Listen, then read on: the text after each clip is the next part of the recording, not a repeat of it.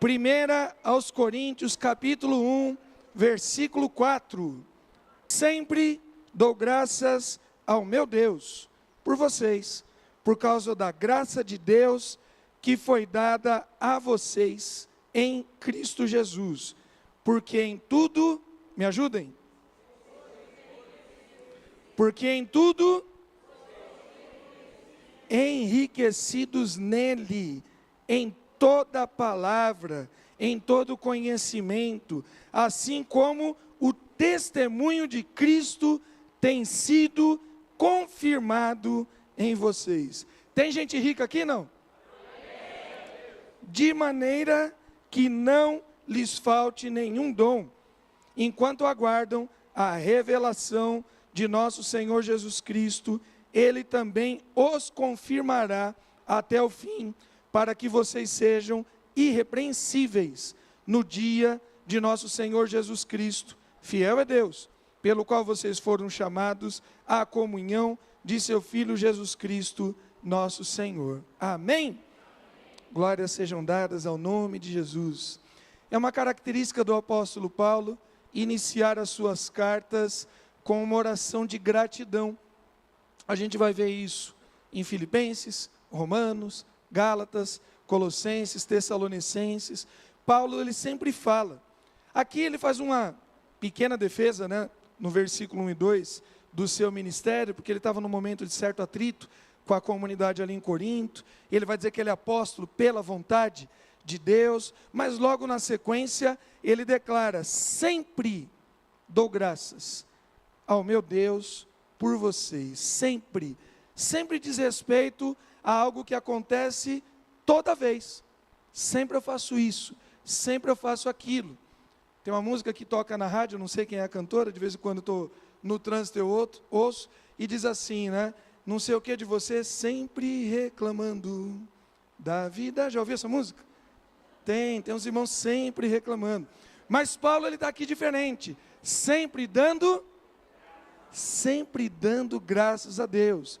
Diz respeito a algo que acontece todo instante, sempre, não tem exceção, é constantemente, sempre é continuamente. Qual que é o sinal de sempre, Mica? É assim, né? Sempre, você continua. Sempre também diz respeito a algo que é comum. Sempre eu faço assim. Sempre eu levanto de manhã, tal horário, você que trabalha num determinado endereço, normalmente sempre você faz o mesmo trajeto, sempre a mesma rotina. Aquilo é comum para você, aquilo é normal, aquilo é frequente, aquilo é habitual. Sempre diz respeito às respostas que nós damos aos momentos adversos. Se eu sempre faço assim, quando acontece alguma coisa diferente, eu vou continuar fazendo assim também. A Érica, quando ministrou o cântico de louvor ao Senhor nas nossas vidas, ela declarou: esse é o dia que o Senhor fez. Há dias bons, há dias ruins, mas sempre nós cremos na presença do Senhor nas nossas vidas, porque Deus não muda. Ele é o mesmo ontem, hoje e será para todo sempre. Faça chuva ou faça sol, eu sempre ajo assim. Daniel orava 3 vezes ao dia. Aí sai um decreto dos homens: a partir de agora não se pode orar a nenhum Deus, senão ao próprio imperador. O que Daniel fez? Legal, vou orar. A lei não mudou nada na rotina de Daniel, porque Daniel sempre orava ao Senhor 3 vezes ao dia. E Paulo vai dizer: sempre dou graças ao meu Deus por vocês. Vale a pena lembrar, a gente viu nas últimas semanas, e vamos ver o ano inteiro, tinha um nível de atrito entre Paulo e a igreja de Corinto. O pessoal não tinha ganhado nenhum título, de repente agora ia melhorar um pouco, né? Os irmãos estão um pouco mais felizes, né? Os corintianos. Mas, nessa época aqui, Corinto não tinha ganhado nada. E a turma tinha uma certa rixa com Paulo. Tanto é que Paulo vai ter que defender o seu ministério. Paulo estava chateado, Paulo estava desanimado. Em Atos 18, fica claro que ele queria desistir da pregação nesse lugar. Havia um desafio humano, um desafio pessoal, um desafio intelectual, e Paulo quase que renuncia. Mas Deus fala com Paulo em sonho, Deus declara que estaria com ele, Deus declara que tinha muita gente de Deus naquela cidade, e aquilo que estava de alguma forma confrontando Paulo, aquilo serve de motivação. Paulo abre mão do seu ego, do seu status, dos seus valores. Paulo abre mão da sua vontade. Hoje se torna, conhecido como o grande apóstolo, o grande pregador, o grande teólogo do Novo Testamento. Mas ainda não era assim nessa fase. E sabemos que este Paulo, que não era bem visto, que não era bem quisto, que a igreja não reconhecia o ministério dele, e que ele estava com algum nível de atrito, ele parava para agradecer a Deus. Paulo não está murmurando. Paulo vai diante de Deus em gratidão. Paulo agradece a eles, depois Paulo vai dar várias exortações, vários puxões de orelha, mas Paulo agradece.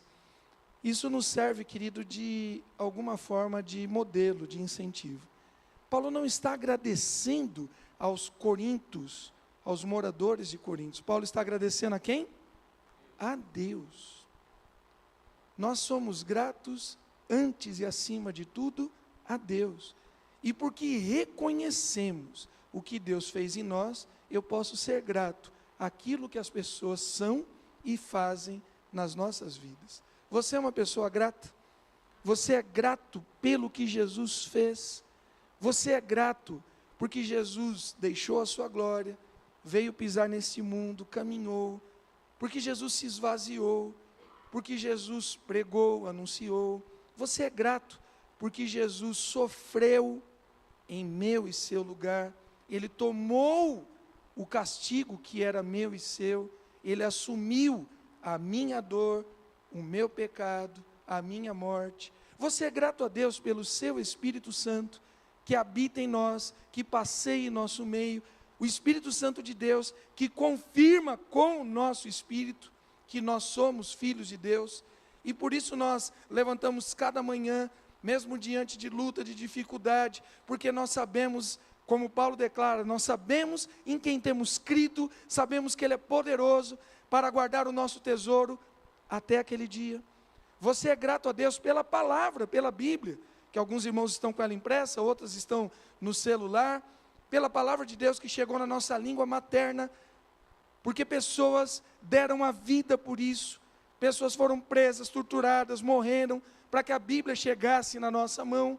Você é grato por isso?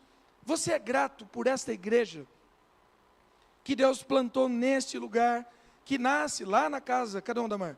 Lá na casa da família, Modesto, meados dos anos 60, o Evangelho chega na vida de um homem que estava alcoolizado no meio do centro da cidade de São Paulo, a porta de uma casa que se abre para a pregação do Evangelho, muitas crianças que ali estão, uma família que doa parte de um terreno, uma igreja de longe que doa uma parte, irmãos que põem o braço e põem o cimento nas costas, em cima da cabeça e constrói o primeiro prédio. Você é grato por essas coisas?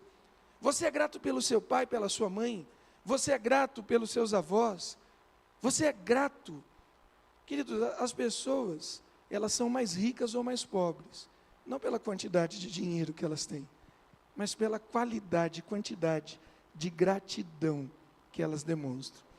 Nesse primeiro domingo de fevereiro, eu quero ser grato pelo memorial da ceia, quero ser grato a Deus por esse ministério de louvor, de adoração, de recepção, de diaconia, pelo ministério pastoral, ser grato a Deus por cada professor, conselheiro, mentor, cada evangelista, ser grato a Deus pela tua vida, ser grato a Deus pela vida da minha esposa. Cadê minha mãe? Ser grato a Deus pela vida da minha mãe. Está acordada, mãe? Isso. Não dorme não, que queima o filme do pastor, mãe. Ainda mais quando é a mãe. Ser grato a Deus por tudo, ser grato a Deus pelos amigos que Deus me deu nesse local. Nós precisamos demonstrar gratidão. Eu não sei o quanto você tem de dinheiro no bolso, mas a gente consegue perceber a riqueza de uns mais do que outros, porque nós temos gente grata nessa igreja. e tem alguns que ainda precisam aprender. Seja grato a Cristo Jesus, o Senhor. Coloca o nosso slide aí. Meu amigo, não chegou? Então vamos mandar. Cadê, Edu? Faz aquele barulhinho lá, que eu vou precisar muito, tem bastante texto.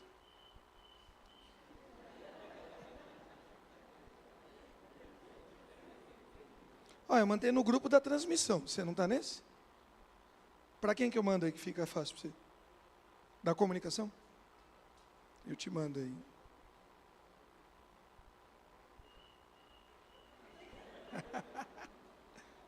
Meu amigo Éder, me ajuda aí. Já mandou? Obrigado. Glória a Deus. Queridos, no versículo de número 4, tem a declaração máxima do motivo de gratidão de Paulo. Sempre dou graças ao meu Deus por vocês, por causa da graça. Às vezes a gente acha que precisa ser grato a alguém pelo que uma pessoa faz nas nossas vidas. Mas nós somos gratos a Deus pelo que Deus fez na vida dela, em nome de Jesus. Paulo não é grato porque os coríntios estavam sustentando ele. Paulo não é grato porque aquela igreja estava orando por ele. Paulo não é grato porque aquela igreja fez qualquer coisa por ele. Paulo era grato porque Deus havia derramado graça no meio daquela cidade, no meio daquela casa, no meio daquela comunidade. Paulo se tornou, e de novo, vale a pena a gente lembrar, né? Que Paulo precisou se baixar, se resumir, se autonegar, negar o seu status, negar a sua condição, para assumir uma coisa que João Batista já tinha dito antes. É necessário que ele cresça e que eu diminua. Às vezes a gente não é grato a algumas pessoas, ou algumas situações, porque a gente continua achando que de alguma forma nós somos melhores do que elas. Paulo era grato a Deus pelo que Deus tinha feito através da vida daquelas pessoas. Paulo entendeu o que João declara, Paulo entendeu também o que Jesus ensina: aquele que quer vir após mim, tome a sua cruz e siga-me.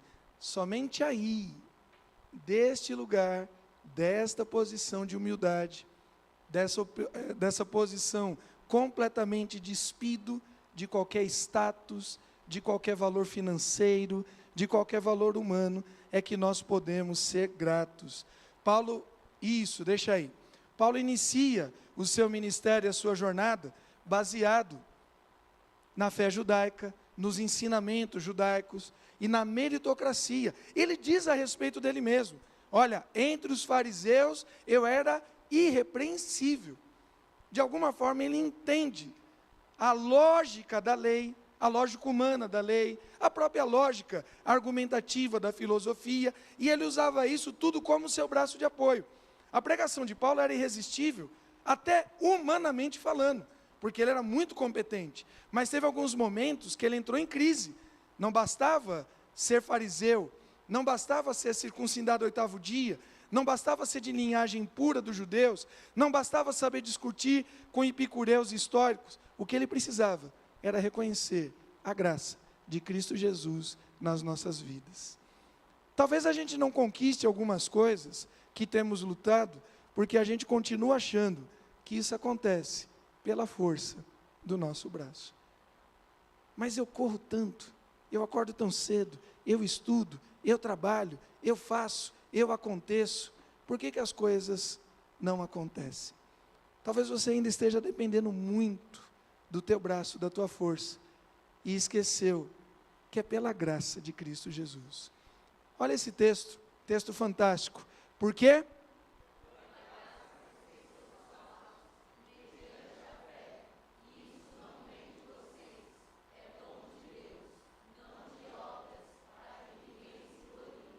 A graça de Cristo excede toda a lógica humana. A graça de Cristo excede a nossa justiça. A graça de Cristo excede o nosso mérito, o nosso esforço, o nosso trabalho, o nosso entendimento. Por que a graça de Cristo é maior? Porque dele, por ele e para ele são todas as coisas. Porque nele tudo foi criado, nele tudo subsiste, sem ele nada do que foi feito seria. Nele estava a vida era a luz dos homens, a luz resplandece sobre as trevas, e as trevas não prevalecem sem ela. Jesus vai dizer: se vocês estiverem em mim, e a minha palavra estiver em vós, vocês pedirão o que quiserem, e Deus assim o fará. Estejam unidos comigo, assim como eu estou no Pai, o Pai está em mim, eu quero estar com vocês, porque sem mim nada podeis fazer. Nós precisamos crer na graça de Cristo Jesus e depender dela. Crer é uma coisa, depender é outra. Coloque para a gente, Deuteronômio 8, 17, 18, não levante a mão, só reflita. Você que já comprou seu carro, já comprou sua casa própria, você que já é graduado, pós-graduado, você que já fez uma viagem, você que isso, você que já conquistou aquilo, você já teve esse sentimento no coração? Deuteronômio 8, 17 e 18. Portanto, não pensem, a minha força e o poder do meu braço me conseguiram estas riquezas ou qualquer outra coisa. Pelo contrário, lembre-se do Senhor, o seu Deus, porque é Ele quem lhes dá força para conseguir riquezas. Passa mais um aí, terminou aí o texto? Para confirmar a sua aliança, que sob juramento prometeu aos pais de vocês, como se vê hoje. A nossa força vem do Senhor, e a alegria do Senhor é a nossa força. Isso não quer dizer que se você depender do Senhor, você vai ficar rico aos olhos humanos. Isso também é mentira. Ah, mas a Bíblia diz que eu fui chamado para ser cabeça e não cauda. Vai ler o contexto inteiro, irmão.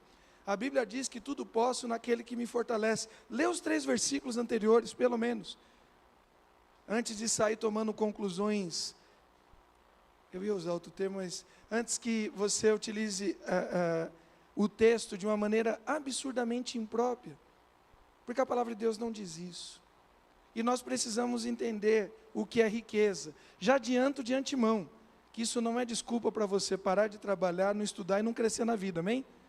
Vá trabalhar, vá estudar e vá desenvolver, mas não para se tornar rico aos olhos deste mundo.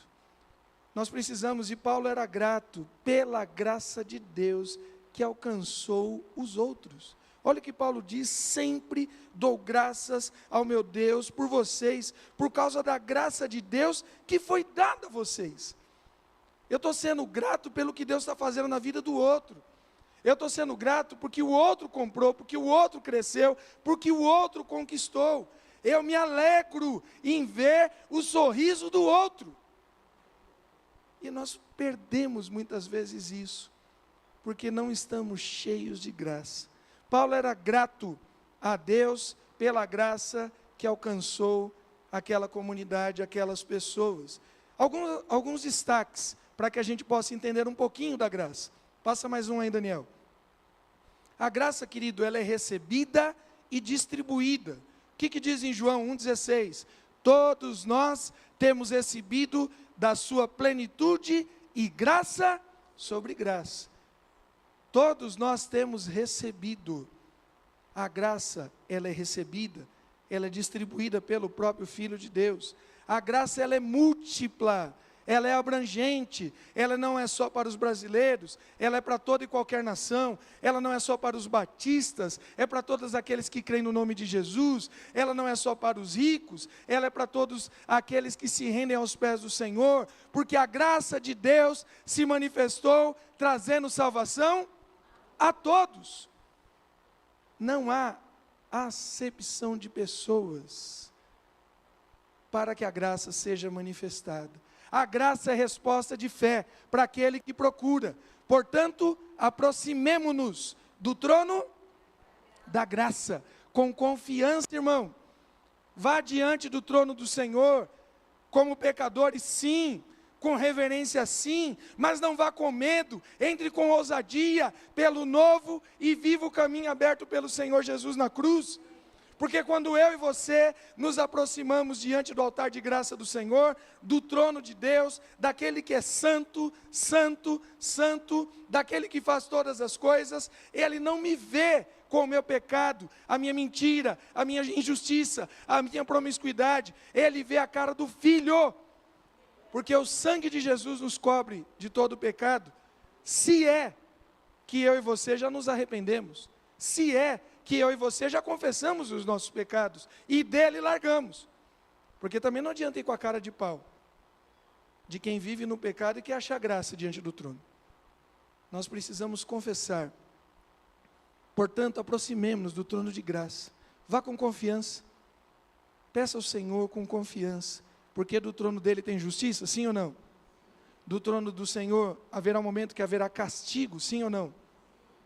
Mas do trono do Senhor tem graça para aqueles que nele confiam, a fim de recebermos graça, recebermos misericórdia. Encontramos graça para ajuda em momento oportuno. Querido, o que te define não é a roupa que você usa, o que te define não é o diploma que você tem, o que te define não é o carro que você tem, a casa, o bairro que você mora. O que nos define é a graça de Cristo nas nossas vidas. Mas, pela graça de Deus, sou o que sou. O que nós somos? O que nós somos? Somos pela graça de Cristo Jesus. E a sua graça que me foi concedida não se tornou vã. Pelo contrário, trabalhei muito mais do que todos eles. Todavia, não eu, mas a graça de Deus comigo. Querido, a graça de Deus é abundante. A graça de Deus é transbordante. Ela não pode ficar limitada na minha vida e na sua. Uma graça parada, ela vai se tornar uma desgraça. Uma graça barata, ela também não é graça. Nós precisamos entender o preço que Jesus pagou para que nós tivéssemos acesso à sua graça. Mas Ele nos dá cada vez mais graça. A quem? Por isso diz, Deus resiste aos soberbos, mas dá graça ao humilde. Aquele que diz, o meu braço, o meu esforço, o meu dízimo, a minha oração, a minha pregação, o meu estudo, aquilo que eu faço, esse é soberbo. Aquele que tal qual, diante do momento de oração, o fariseu declara, dou graças, uma palavra em vão, por não ser como ele. Mas aquele que entende a graça de Cristo Jesus declara, Senhor, tem misericórdia de mim, porque sou pecador. A graça, ela transborda na vida daqueles que são humildes. À luz da palavra de Deus, querido, ninguém é rico pela quantidade de dinheiro que tem. Ninguém é rico pela quantidade de posses. À luz da palavra de Deus, nós somos ricos pela graça de Cristo Jesus, que nos alcançou e precisa transbordar nas nossas vidas em nome de Jesus. Passa mais um aí. No versículo 5 do nosso texto base, Paulo vai dizer, porque em tudo vocês foram enriquecidos. Se o texto terminasse aqui, abriria mão para uma série dessas pregações que dizem nada com coisa nenhuma a respeito de prosperidade. Mas o texto diz que nós fomos enriquecidos nele, em toda a palavra, em todo o conhecimento, no testemunho de Cristo, que precisa ser confirmado, dia após dia, na minha vida e na sua. Pois vocês conhecem a graça do nosso Senhor Jesus Cristo, que sendo rico, se fez pobre, por amor de vocês, para que, por meio da pobreza dele, vocês se tornassem ricos. E esse texto não é declarado a quem estava cheio de bens, é declarado àqueles que estavam cheios de generosidade. Porque o texto de 2 Coríntios 8 está falando a respeito da oferta da igreja da Macedônia. Queridos, nós somos enriquecidos de alegria, nós somos enriquecidos de paz, nós fomos enriquecidos de bênção. nós somos enriquecidos da presença do Senhor Jesus. E eu vou ser bem sincero para os irmãos, se isso não te basta, nada mais vai te bastar. Você vai continuar correndo atrás do vento, porque se a graça não nos basta, não vai ser os carros, os diplomas, não vai ser o status desse mundo. O texto de Apocalipse 3,17, passa mais um aí. Qual que é a verdadeira fonte da nossa riqueza? Onde você tem investido o seu dinheiro, onde você tem investido o seu tesouro. Glória a Deus pela ministração aqui, no momento da intercessão da Wilma, declarando aquilo que primeiro devemos buscar, o que tem mais valor. Depois, em concordância, o pastor Rômulo também falando, onde está, de fato e de direito, o nosso tesouro, o que chama a nossa atenção, o que brilha, o que reluz, ao ponto do meu coração estar ali empenhado. Dá uma olhada nesse texto. Você diz, eu sou? Tem gente assim, né? Eu sou rico, estou bem de vida e não preciso de nada. Entre aspas, está dizendo que não precisa também de Deus. Mas você não sabe que é infeliz, sim, miserável, pobre, cego e nu. Aconselho que você compre de mim ouro refinado pelo fogo, para que você seja de fato rico. Compre vestes brancas para se vestir, a fim de que a vergonha da sua nudez não fique evidente, e colírio para ungir os olhos, a fim do que você possa ver. Tem gente cego por causa do dinheiro, por causa da fama, por causa da riqueza. Tem gente cego por causa dos prazeres desse mundo. Tem gente cego e faz tudo e qualquer coisa para alcançar aquilo que não tem valor. Igrejas muito grandes, com muitos membros, um bom estacionamento, ar-condicionado, boa iluminação, bom som, igrejas bem estruturadas, igrejas até ricas, a gente pode dizer que econômica, estruturalmente falando, a nossa igreja, ela é mais estruturada do que um monte de outras igrejas aqui da nossa região, sim ou não? Humanamente falando, isso é verdade. Ela tem uma estrutura humana, física, tem um aparelhamento melhor. Isso não quer dizer que a igreja seja rica aos olhos do Senhor. E a gente está no empenho para subir ano que vem e cultuar lá. Aqui, quando a gente completa as cadeiras aqui na frente, né, você vê, está quase todos os lugares ocupados, porque as crianças saíram, mais ou menos uns 20, 30 adultos que saíram para acompanhar o ministério com crianças. Aqui, quando está completamente, tem 400 posições. Lá em cima a gente vai ficar com perto de 1000. Também não significa que a igreja seja rica aos olhos do Senhor. E Jesus estava do lado de fora da igreja de Laodiceia. É dentro desse contexto que a palavra de Deus diz, eis que estou à porta. Ele estava do lado de fora. Nem sempre estrutura física e ministerial diz respeito à riqueza aos olhos de Deus. O que nos faz rico diante de Deus? Para mim fica claro que nem Laodiceia, nem Corinto até esse momento sabiam. E a gente precisa, em nome de Jesus, entender. Corinto era rico e forte aos seus próprios olhos, mas era pobre, era fraca aos olhos de Cristo Jesus, assim como a igreja de Laodiceia. A gente não vai dar para falar detalhadamente hoje, mas por que Corinto era pobre e miserável aos olhos do Senhor? Porque tinha confusão no dia da ceia, porque tinha partidarismo entre os irmãos, porque tinha gente bêbada também no dia da ceia, porque tinha acepção de pessoas, porque tinha uma bagunça, uma desorganização completa na hora do culto, porque não se tinha cuidado com os mais simples, os mais pobres, porque tinha irmãos em litígio, brigando, metendo um outro no pau, porque tinha tantas situações.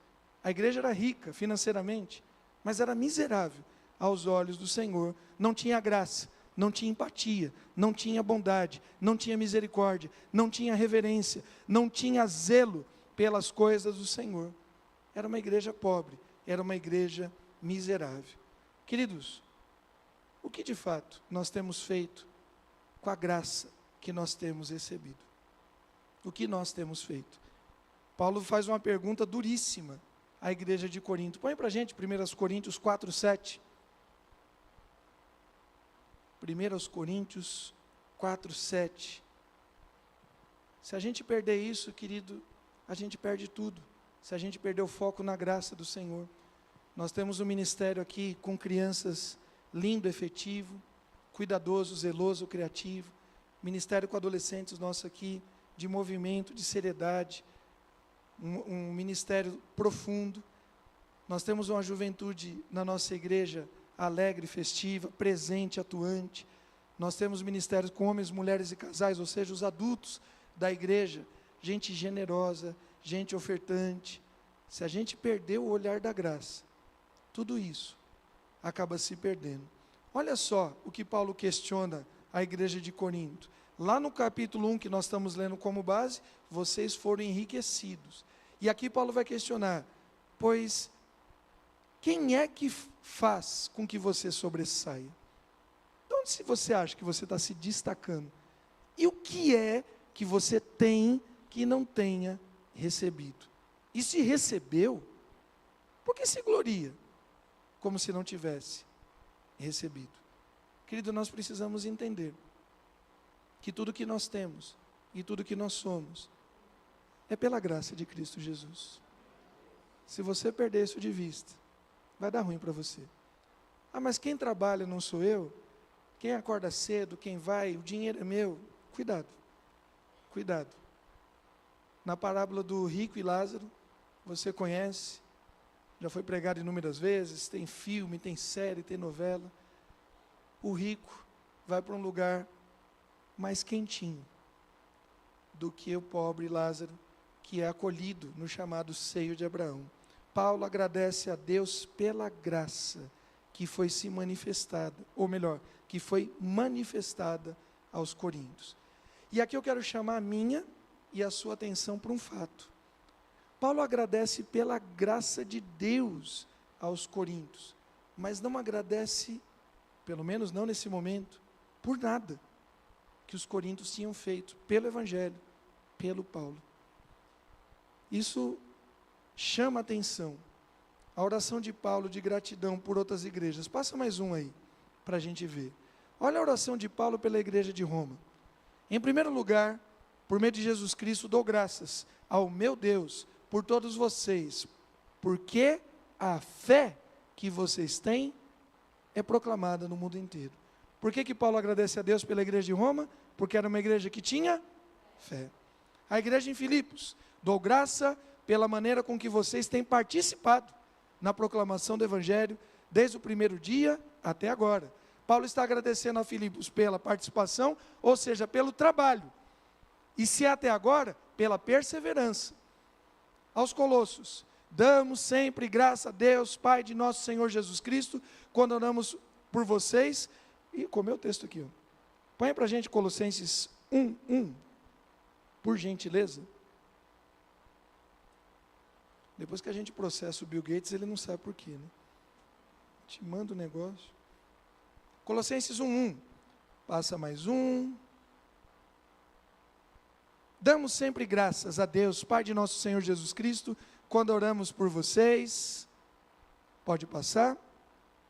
Desde que ouvimos da fé que vocês têm em Cristo Jesus e do que mais, irmãos? Do amor que vocês têm por todos os santos. Paulo via na igreja de Colossos fé e via amor entre as pessoas. Volta lá para o slide, por gentileza. Mais duas igrejas. Igreja de Tessalônica, sempre damos graças a Deus por todos vocês, lembrando-nos diante do nosso Deus e Pai da operosidade da fé. Era uma fé ativa, uma fé operante, uma fé de resposta, mas também pela dedicação do amor, pela firmeza da esperança que tem em nosso Senhor Jesus Cristo. Para a igreja de Corinto, Paulo não teve nenhuma palavra dessa. Passa mais uma. Para a igreja na Macedônia. Esse texto é sensacional. A respeito da graça de Deus que foi concedida às igrejas da Macedônia. Porque no meio de muita prova, de tribulação, manifestaram abundância. E na profunda pobreza deles, transbordou em grande riqueza de generosidade. Riqueza está na graça de Cristo Jesus. Os macedônios eram ricos, mesmo sendo pobres, porque eles eram cheios da graça de Cristo Jesus. Para terminar, a graça tem valor, querido. Uma graça sem valor, uma graça barata, uma graça que eu recebo, tipo dom e talento e enterro, ela não presta. Vamos ler todo mundo junto esse texto? E nós...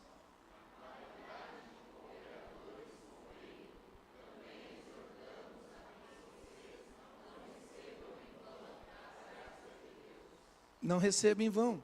A graça é presente de Deus, amém? É favor imerecido do Senhor. É uma ação soberana de Deus. Ele dá, Ele distribui, como nós já vimos no texto de Tito, por exemplo, a todos. Mas há uma responsabilidade minha e sua. Faça, aconteça, realize, propague, multiplique. Não deixe que a graça fique parada na sua vida em vão. Não deixe que a graça morra em você. Demonstre gratidão, agindo, sendo, realizando, amando, perdoando, visitando, doando, ofertando. Faça, em nome de Jesus. Corinto recebe a riqueza da graça e morre com ela. Tal qual o Rio Jordão, que de tantos quilômetros morre no Mar Morto, porque não deságua, não vai para ninguém. Você recebe, e não doa, não multiplica, não tem uma palavra de bênção, uma palavra de alegria, uma palavra de gratidão, não tem um esforço, uma dedicação, nada. Nós precisamos, em nome do Senhor Jesus, entender que nós somos ricos, e diferente dos ricos desse mundo, que quanto mais guardam, mais tem, a graça é diferente. Quanto mais se reparte, mais nós recebemos de Cristo Jesus, o Senhor. E nós temos um ministério absurdamente gracioso nessa igreja. E eu quero fazer alguns destaques nessa noite. Passa mais uma aí. Destacar a riqueza em amizade e criatividade do nosso ministério com adolescentes. Eu imagino que esses dias todos vocês se vestiram de verde em homenagem ao pastor, não foi? Foi alguma coisa nesse sentido, não? Quando eu vi essa foto, eu guardei ela com muito carinho. Eu sabia que em algum momento eu poderia utilizá-la. Mas cadê os nossos adolescentes? Fique em pé, em nome de Jesus. Fique em pé, mano. Acorda aí.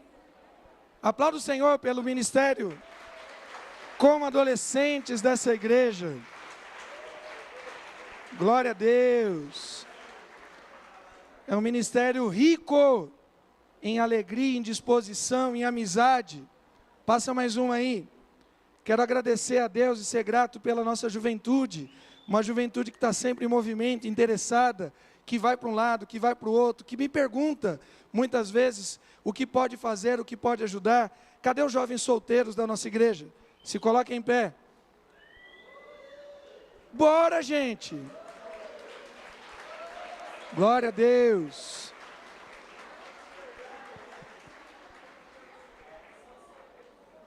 Olha como a juventude não tem convicção. Quer ver? Quer ver eu mostrar diferente? Cadê os jovens dos anos 90? Fica em pé aí, rapidinho. Aí, ó. Glória a Deus. Volta aqui. Quero dar graças a Deus. Passa mais uma. Quero dar graças a Deus pelas mulheres de oração dessa igreja, pela fé, pela perseverança. Cadê as mulheres dessa igreja? Se coloquem em pé. Glória a Deus. Aplauda o Senhor.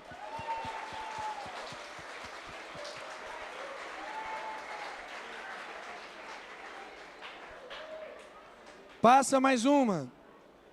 Quero dar graças a Deus pela vida dos homens dessa igreja, pela generosidade, pelo serviço, pela entrega. Cadê os homens? Se coloquem em pé. Glória a Deus. Glória a Deus. Passa mais uma. Quero dar graças a Deus pelos casais dessa igreja, pelo amor, pela cumplicidade. Cadê os casais? Fiquem em pé aí. Glória a Deus.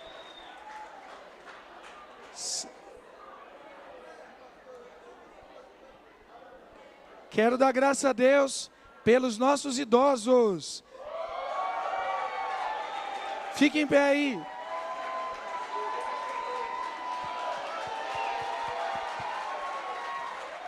Glória a Deus.